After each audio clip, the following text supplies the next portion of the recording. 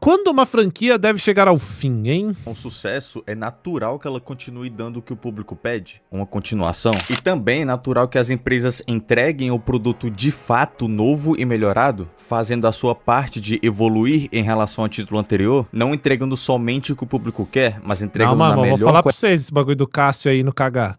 Quando aperta, fi. Mano, quando já tá batendo na portinha ali, É mano, foda, mano. Quando A linguinha já tá botando aperta, pra fora, não dá, cara. não dá, mano. Você começa a suar frio. O bagulho você não pensa em mais nada, só em soltar o tronco. Você é louco, pô. Dá não.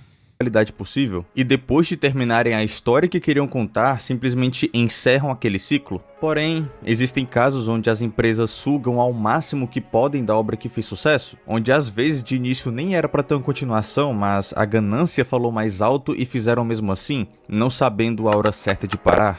Isso acontece com série e filme também. A franquia Batman Arkham é sem dúvidas um exemplo de como Chegou, fazer um ele jogo chegou a de herói tempo, bem pô. feito, com Parou seu o primeiro jogo. título trazendo um combate inovador pra época, tanto que foi copiado por praticamente todas as empresas, e a cada título que era lançado traziam muitas inovações e diferenças em relação ao jogo anterior, evoluindo e muito a parte técnica e na narrativa, fazendo ao máximo pra se diferenciar dos jogos anteriores. No Arkham Asylum, por exemplo, o combate era bem mais simples, o Batman não tinha todos os seus gadgets, a história também era bem mais ou menos, só que no City evoluíram tudo isso à enésima potência, com o jogo sendo um mundo aberto vivo, com missões secundárias excelentes em sua maioria, com uma história realmente intrigante, sendo bem melhor trabalhada que no jogo anterior. No Origins eles colocaram neve. Tô brincando, o Origins tem sim suas qualidades, mas infelizmente seus defeitos se sobressaem sobre elas. Algo de eu ainda falo mais sobre ele, mas até lá tem essa análise incrível que o Morgan BR fez sobre o jogo que eu recomendo demais. O link do vídeo vai estar aí na descrição. E como ele não foi produzido Origins, tá? Eu acho maneiro. O pessoal não gosta porque não é feito pela Rocksteady. Eu acho do caralho você cair no pau contra o sexteto maluco lá que quer te pegar. Contra o Exterminador, é muito bom, cara. Eu também não... Eu preciso rejogar, sabia? Essa raiva Eu toda rejoguei, não, eu joguei a trilogia toda, tá? Eu joguei, mas preciso rejogar. Eu também não me lembro de ter achado merda, não. Da mesma equipe original, então não conta muito, mas é sim um bom jogo. E quando foi anunciado que o Batman Arkham Knight seria o último título da saga que encerraria a história do Batman logo no terceiro jogo, foi criado todo um hype pra ele, pois seria um título grandioso e, ao mesmo tempo, boa parte do público ficou triste com isso, pois ainda haviam personagens que não tinham sido tão bem aproveitados na saga, assim como foi com o Espantalho, por exemplo, onde no primeiro jogo ele era um vilão bem mais ou menos, mas que no Knight deixaram ele realmente com uma aura de vilão tenebroso, sendo o vilão principal do último jogo da saga, apesar... Ô Breno, eu só platinei o Asylum, cara. Eu não platinei o Origins e nem o Knight. Da história do Knight ter sido bem questionável comparando com o jogo anterior, encerrou a história do Batman de uma forma bem digna, não sendo um final amargo, e sim um final... O Blackgate é curto? O Blackgate é, pô, de PS Vita. Nossa, ele é muito curtinho, cara. Não, a platina. Dele tu faz em 5 horinhas. Ah, então é curtinho. Um final digno do personagem, Bobear eternizando pra sempre o legado intocável do Batman nos videogames. A saga até ganhou um jogo novo anos depois, com Batman Arkham Shadow sendo o exclusivo do MetaQuest, mas é um jogo que, além de não ter mexido no que foi feito nos jogos clássicos, respeita o legado da saga, diferente da carniça do Suicide Squad, que tentaram canonizar com a saga clássica, mas que mesmo assim não foi o suficiente para manchar o legado de Batman Arkham, sendo o exemplo de uma franquia que poderia se estender por mais jogos, mas que, felizmente, decidiu parar na hora certa. Pronto. Gotham está segura. Obrigado, Bruce. Por tudo. Adeus, Jim.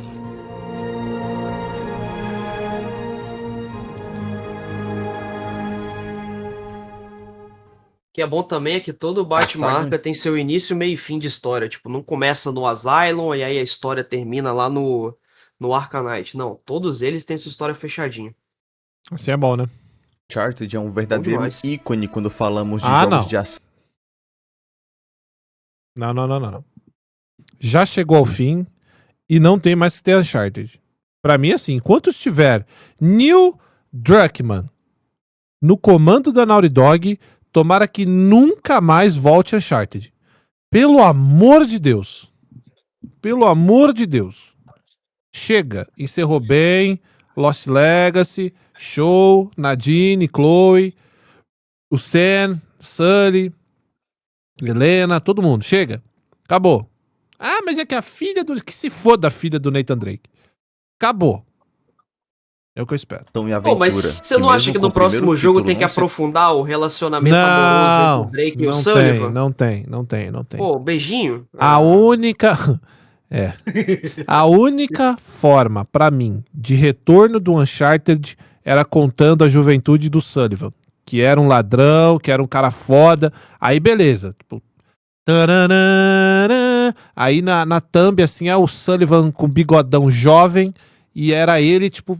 Quando ele era jovem. Aí maneiro. Porque esse personagem merece. Qualquer coisa fora disso, deixa parado. Deixa lá tranquilo. Sendo tão antigo assim, já pode-se dizer que Uncharted é um clássico dos videogames. Diferente da saga Arkham, que era uma história que dava pra se estender pra pelo menos mais alguns jogos, acredito que Uncharted parou no momento exato que deveria parar, com o fantástico Uncharted 4. Nos games anteriores, o foco maior era nas aventuras de Nathan Drake, nos tesouros perdidos e tudo mais, mas faltava aquele jogo com foco maior no personagem Nathan Drake, falando mais de seu passado, onde tinha um pouco disso no Uncharted 3, mas que no 4, o passado de Nathan Drake teve um foco bem maior, mostrando desde criança até a fase adulta a relação que ele tinha com seu irmão que ele achava que tinha morrido. E no final de toda essa aventura, dessa vez não dá nenhuma deixa de que haverá uma continuação. Nate agora está em paz com sua família, ele e Helena estão casados, e é assim tiveram que uma fica. filha, e esse final já mostra que o foco de Nathan Drake agora não está mais em nenhuma aventura em busca de um tesouro perdido, pois ele sempre achava esse tal tesouro, ele já ia atrás de outro, mas aqui mostra que de fato ele achou seu verdadeiro tesouro com um valor inegociável, uma vida feliz e uma família para amar, encerrando de Deixa forma o homem linda descansar. a história de um ambicioso caçador de tesouros que largou fortunas para ter algo muito Caralho, melhor. essa batalha do barco é uma coisa linda, tá? Com o cabelinho foda, lambido ali. Cara. É coisa linda, linda, linda, bela.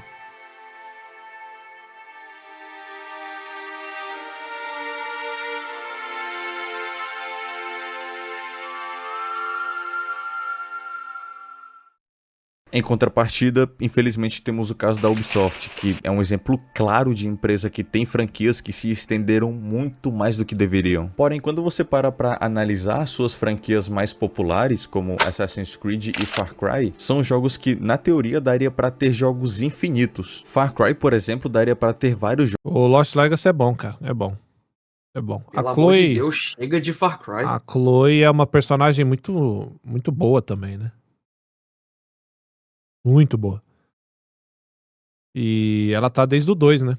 Então, Jogos, cada um com uma história diferente, personagens diferentes, países diferentes e até mesmo eras diferentes. O que meio que já é assim, mas a franquia se saturou tanto que os jogos começaram a ficar repetitivos e cansativos. Assassin's Creed, que esse sim dava pra ter um conteúdo praticamente infinito com Mas a quantidade de tá tendo, né? Infelizmente. Esse é o problema, inclusive, né? Já deu, né, velho? figuras, lançar outras porcaria, e para. acontecimentos históricos sendo praticamente um oceano infinito a ser explorado, mas que infelizmente se tornou o mesmo caso do que aconteceu com Far Cry, da franquia se saturar e ser conhecida por cada jogo ser um Ctrl-C e Ctrl-V do anterior, onde nem mesmo os fãs aguentam mais essa repetição. Então, mesmo com essa infinidade de conteúdo a ser explorado, porque mesmo assim essas franquias já passaram da hora de parar? Nesse caso, o problema não está na falta de história para contar, e sim na maneira que a Ubisoft cria seus jogos. Assim como expliquei de uma forma mais aprofundada nesse vídeo, onde eu falo sobre a destruição da Ubisoft, ela basicamente criava uma fórmula de sucesso e ficava copiando essa fórmula até a exaustão. E então, quando ela tentava se reinventar e dava certo, repetiu o ciclo de copiar a própria fórmula até a exaustão novamente. Infelizmente foi... Eu lembro de Tem fazer inovar, esse é o que é o vídeo. problema. Eu lembro de fazer esse vídeo há uns 4 anos atrás, falando que a Ubisoft percebeu, antes de sair o do Giancarlo Esposito, pô. Foi quando lançou o 5. Ó, a Ubisoft vai ficar agora nessa porra aí de focar no vilão. Tem que ver de quando é esse vídeo, cara. Mas Imagine hoje, né? Assim, com Far Cry e com Assassin's Creed, mostrando que a Ubisoft só vai parar com essas franquias quando elas morrerem de vez, quando realmente não tiverem mais salvação, quando não tiverem mais público bastante para comprar seus jogos, o que é bem triste, pois apesar de serem franquias gigantes, são franquias que estão respirando por aparelhos, são franquias que estão lutando para não morrerem de vez. Eu mesmo sou um grande fã da saga Far Cry e, apesar de eu amar a franquia, não dá para negar que ela está decaindo de popularidade a cada título lançado, justamente por esse problema da Ubisoft não reinventar a fórmula, e quando ela reinventa, fica repetindo a reinvenção até cansar novamente, ficando nesse ciclo vicioso até matar de vez suas franquias amadas. Did I ever tell you the definition of insanity?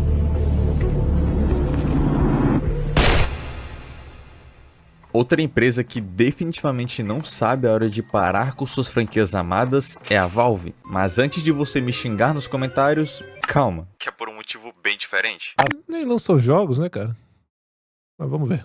Valve é amplamente conhecida por ser uma empresa que só criou sabe obras contar de até arte dois. em formato de jogo. Half-Life, Left 4 Dead, Team Fortress, Portal, todos jogos que são aclamadíssimos, tanto que o próprio Left 4 Dead 2, um jogo de 2009, é bastante jogado até hoje, e olha que ele nem é um jogo live service. É clássico, né, cara? Eu tenho que admitir, mesmo eu não sendo PC boy, porra, Half-Life é clássico. É porque os jogadores de PC são chato a peça, né, mano? É foda, tipo palmeirense, cara. É foda ter que concordar com esses caras, mano. Dói. Por isso que eu sempre finjo que sou do contra. Mas, porra, não dá pra não dizer que Half-Life... O Portal, eu confesso que é o que eu menos tenho... mas é um jogo lendário. O Left 4 Dead, né, que eu acho que de todos esses é o jogo que furou a bolha pro console. Se bem que o Half-Life eu lembro de jogar ele no Dreamcast, mano. Mas... são jogos que furou a bolha, realmente não tem muito o que possa ser dito, não. Então, qual é o problema exatamente? Simplesmente o fato da Valve não saber contar até 3. Mesmo sendo jogos aclamadíssimos, eles lançaram apenas uma sequência. Portal 2, Left 4 Dead 2, Half-Life 2, jogos que se hoje fosse lançado um terceiro título de qualquer um deles, iria ser um estouro absoluto. Até arrisco dizer que se fosse anunciado um Half-Life 3, seria tão hypado quanto um GTA 6. Não diga isso. Não. Jamais. Aí o cara fez Jamais, um crime. mano. Eu sabia que eu tava sentindo isso. Queria fazer essa comparação. É por isso que você não pode concordar com o jogador de PC. Olha o absurdo. Aí, ó, tá vendo? Você dá uma brechinha. Mas eu acho que na cabeça do jogador de PC realmente é isso, pô. Eu acho que seria muito forte, tá? Dando a minha opinião. Eu acho que seria muito forte, sim. A gente ia estar repercutindo. É um jogo que realmente é um jogo grande e tal. Mas nem perto, cara. Nem perto.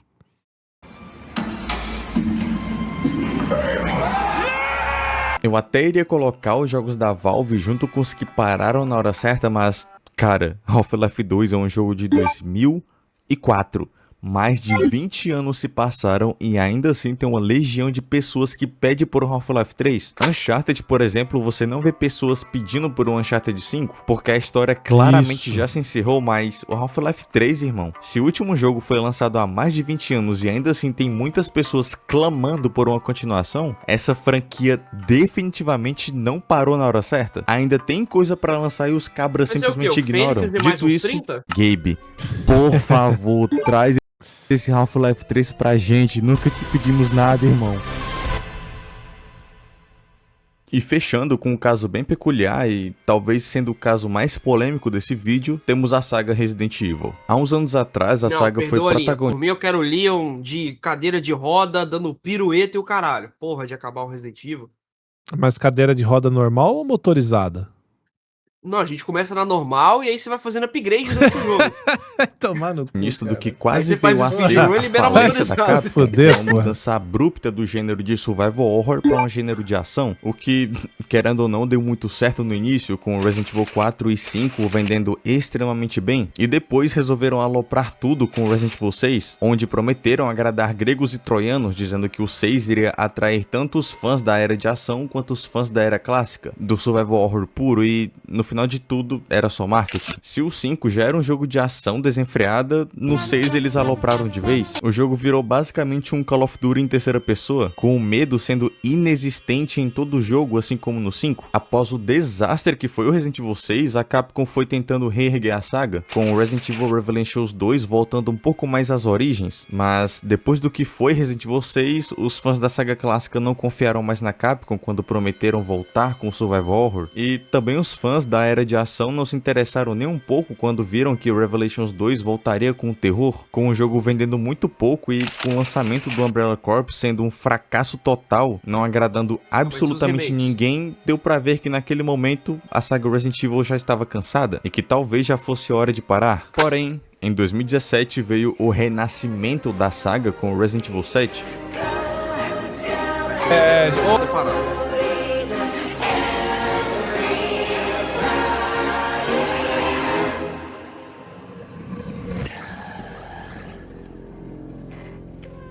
Resident Um jogo Evil. que de fato iria reerguer a saga. Um jogo que prometia trazer muitas novidades, com uma nova engine, novos personagens, uma nova perspectiva de câmera, mas finalmente trazendo de volta o que fez Resident Evil ser o que é.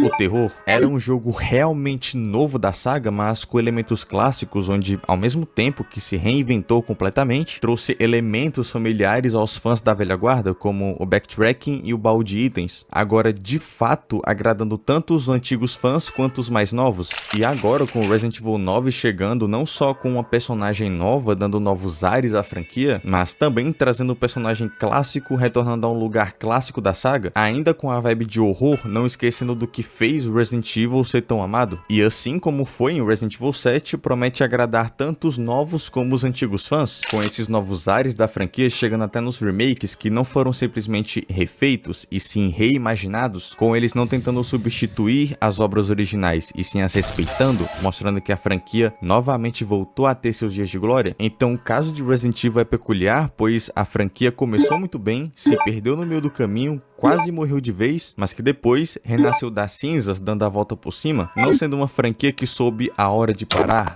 mas sim soube a hora de se reinventar. Existem outros exemplos de franquias que poderiam muito... Cara, assim... a gente vai ver agora como vai ser o Wrecking, né? Provavelmente vai ser um sucesso.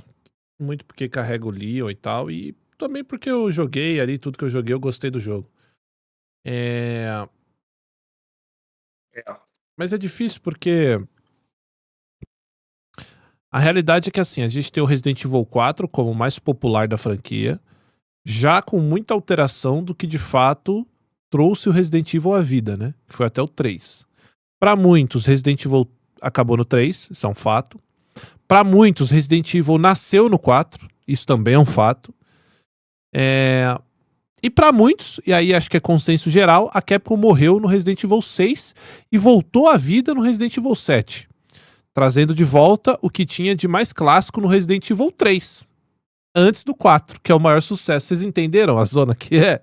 Então o Resident Evil ele tem várias etapas, né, cara? Ele tem vários momentos onde ele conseguiu farmar vários tipos de fãs diferentes, né? Mas a gente tem que ver agora como vai ser esse futuro da franquia, porque o 9 vai dizer muita coisa, né? Agora, jogos que deveriam acabar e que acabaram, por exemplo, o Uncharted acabou no tempo certo, acho que não precisa ter mais. Se encerrou muito bem a história, não tem por que mexer, porque vai feder. Mexer ali vão estragar. Se o Neil Druckmann mexer, ele vai estragar o jogo. Ele vai estragar, eu tenho sem dúvida nenhuma, ele vai estragar. Então não precisa mexer. Ele citou aqui a trilogia, né, da Rocksteady, que também é irretocável, não tem muito o que mexer ali não. Acho que a Rocksteady poderia voltar a trabalhar com isso, mas voltar a trabalhar com isso direito, né, não no Esquadrão Suicida. Mas tem várias... Dava pra ter mais Batman Arkham, tem muitas histórias ainda pra contar, outros personagens que você encontrou e só, entre aspas, derrotou e ele fugiu, que dá pra você bolar um arco melhor. O próprio arco da Corte das Corujas que teve no Arkham Knight foi extremamente... Arkham Knight não. Teve no Gotham Knights, né? Também. Isso, Gotham Knight. Foi muito mal feito ali, cara. Se tivesse no jogo do Arkham, daria pra fazer muito melhor.